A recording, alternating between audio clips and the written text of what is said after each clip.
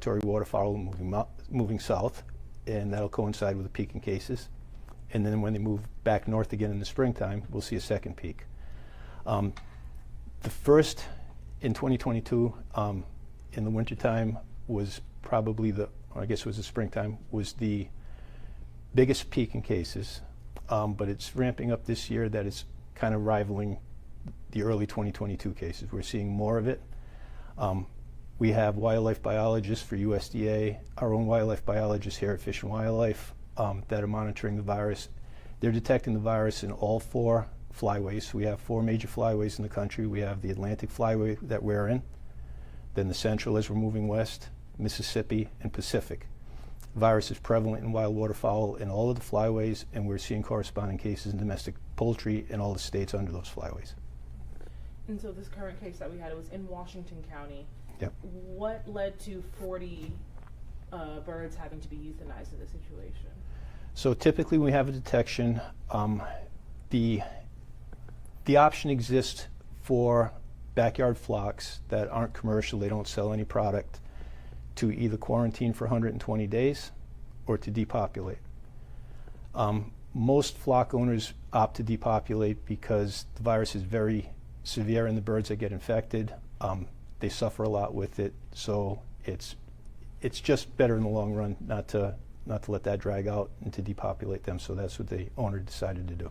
Do we know if it was one bird that was tested positive or multiple? How severe was it there? Yeah, there were approximately 40 birds on the property. We submitted 2 of them for testing. Those were tested, they were submitted yesterday morning to the University of Connecticut laboratory.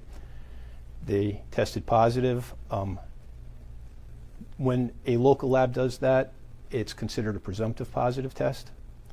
It's going to be confirmed at the National Veterinary Services Laboratory, but we have enough confidence in the presumptive positive that we can take action. The virus is so contagious that we don't have to test every bird. Every bird that's exposed is likely going to contract it and die.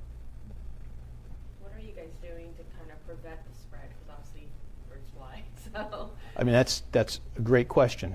So we can't really prevent the spread because the reservoir is wild birds. Farmers can take action by enacting sound biosecurity practices to limit, the biggest contributing factor is contact with wild waterfowl. This premises had lots of contact with wild waterfowl. So if farmers can eliminate that, that's going to be 90% of the risk right there. Not sharing equipment with other farms, not letting visitors on your farms that may have birds at home, those are all steps that they can take as well. But if I would stress one thing, it's not to allow domestic poultry to have contact with wild waterfowl. Is there anything you can do to kind of help contain the wild? I know it's the wild, so it's really right. So there's not much you can do about the wild birds, right? We really can't control them. But the domestic birds, you can control them by not letting them out, keeping them confined in coops and barns, aviaries, things like that. So even though we have a case confirmed in Washington County, it's not outrageous to say it could be anywhere in the state? I would say that it's widespread throughout the state. It's just unfortunate that this farm was detected. There was a case within the last 2 weeks in North Stonington, Connecticut, again, a backyard flock. Oh, yeah, the northeast, the eastern seaboard is pretty much just assume that it's everywhere.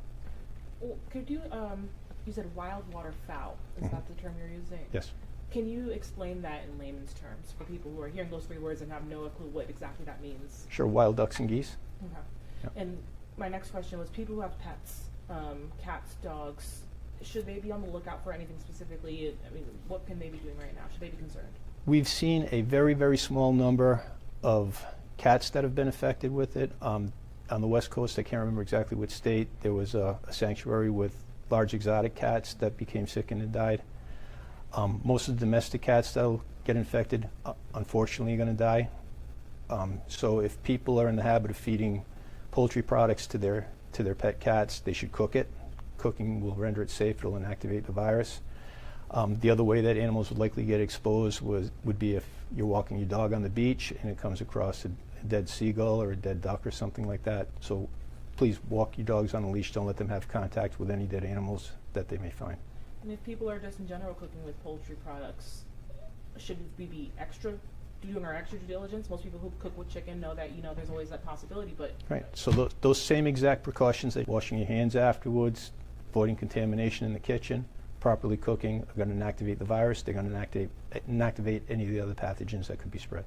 in the press release we received today, it said that our food supply is safe. Correct.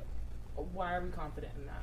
We're confident, A, because any animals that are known to be infected, we depopulate those flocks. So that's one step. Animals that are going for slaughter are going to be examined ante-mortem. So federal and state inspectors are going to look at the animals to make sure they appear healthy. Only healthy animals are going to go into the food supply. And then proper cooking, safe handling techniques is the last step. Going back to the pets, I know you mentioned making sure that your animals don't have contact with dead waterfowl. Is DEM doing anything to kind of pick up those dead animals if found or if reported? So DEM does respond to reports of dead waterfowl. I don't mean to not answer the question. I don't know what it would trigger for them to clean up a beach or something like that. I work in the Division of Agriculture. That would be likely Division of Fish and Wildlife or Division of Law Enforcement. So again, I can't speak for those agencies. So your main focus right now is agriculture, making Correct. sure our food is secure. Correct. And when it comes to just outdoor, it's just we don't know at this time. Well, I would just, again, the point I think everybody should make is that assume that the virus is widespread in the environment. We know that cats are susceptible. We know that poultry is susceptible, not to allow exposure. What would it take for this to turn into a human-to-human transmission? Excellent question. So CDC monitors the virus itself, as does the USDA. So when we get a sample like this, like our sample is going to the USDA's National Veterinary Services Laboratory, they're going to do whole genome sequencing on that. So they're going to look at the genetic makeup of the virus. They will look at any particular changes in that virus that would make it more likely to infect mammals, especially people. And the other thing they look at is any changes in the virus that would make it more resistant to antiviral drugs that we have that are effective against influenza viruses. So far, none of that's been detected. One of my last questions for you. I had just spoke with a farmer in South County earlier today, and he said that he had basically depopulated his entire flock last year in anticipation of something like this happening. Was he jumping the gun, or could we see other farmers doing something like that? Is that something that you would support other farmers doing?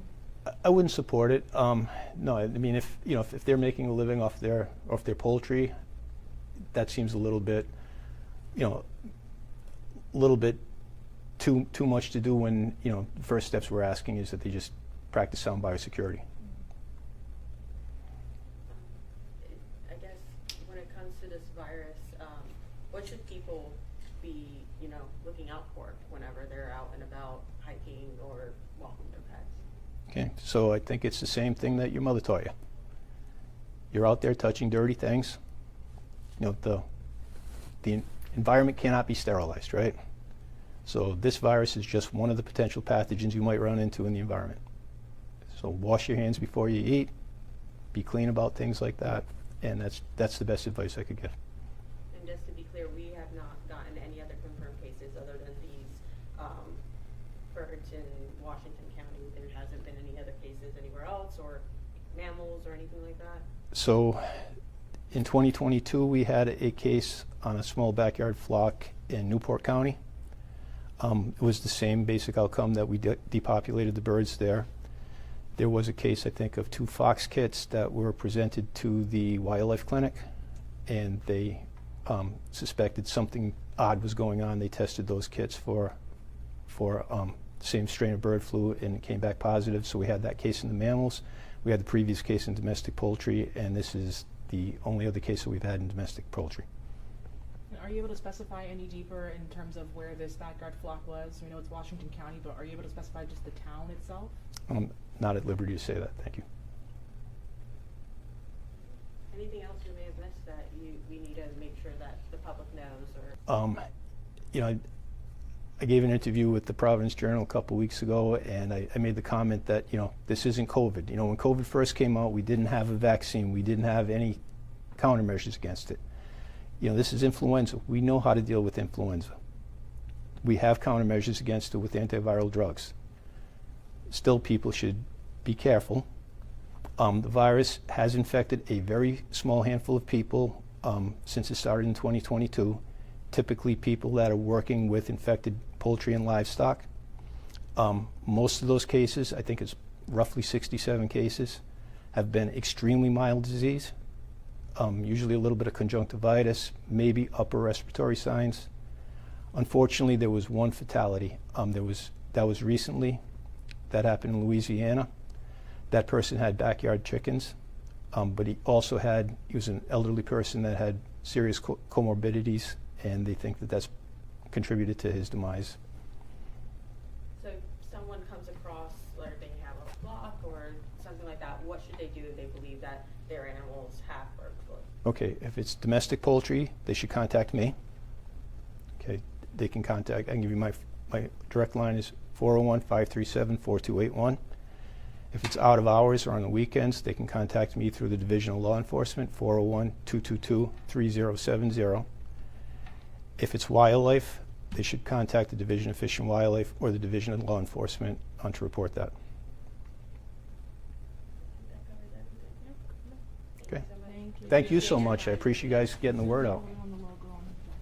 Okay. Don't walk away yet. Oh yeah, I got your stuff. Got your stuff. Okay, no worries. Thank you, very good information. Oh, that's yours. Yes, sir. Get away from the cameras. Thank you. Thank you. We appreciate you guys being available and getting us out. Oops.